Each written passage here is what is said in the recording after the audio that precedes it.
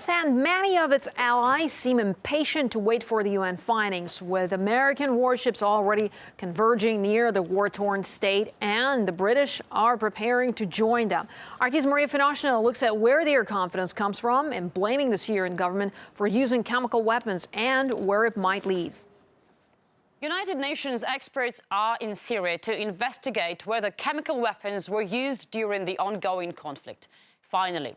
But even before they start, a senior US administration official has said there is very little doubt that chemical weapons were used by the Syrian regime against civilians.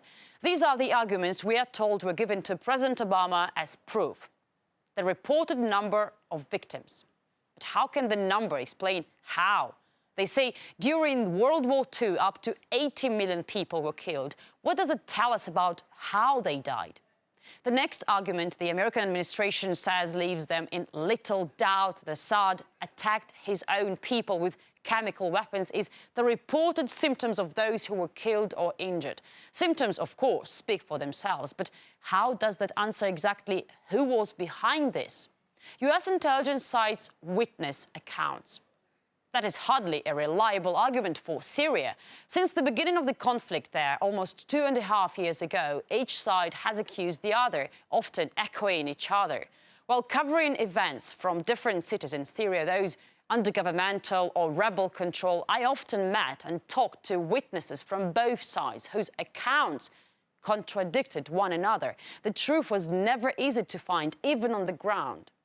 Well, even if chemical weapons were used in Syria, why does it automatically point to the Syrian regime? Isn't that still to be investigated? It all appears to be based on assumptions. We still believe that they don't have the capability to use chemical weapons. That has not changed.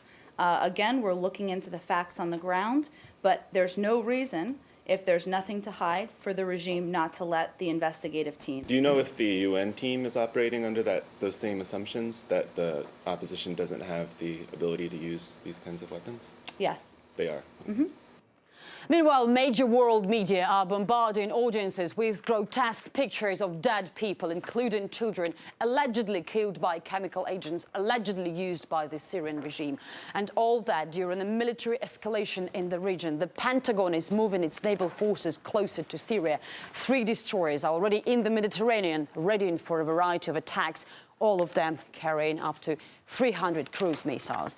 Moscow warns the West against repeating tragic mistakes. All this is reminiscent of events of 10 years ago in which, using false information that the Iraqis possessed weapons of mass destruction, the United States launched a reckless enterprise with consequences that everyone is well aware of. Russia's foreign minister spokesperson said. Well, this small tube Colin Powell, the US Secretary of State at that time, presented to the UN Security Council as proof, led to disastrous consequences. Will history repeat itself? Maria Finoshina, RT, Moscow.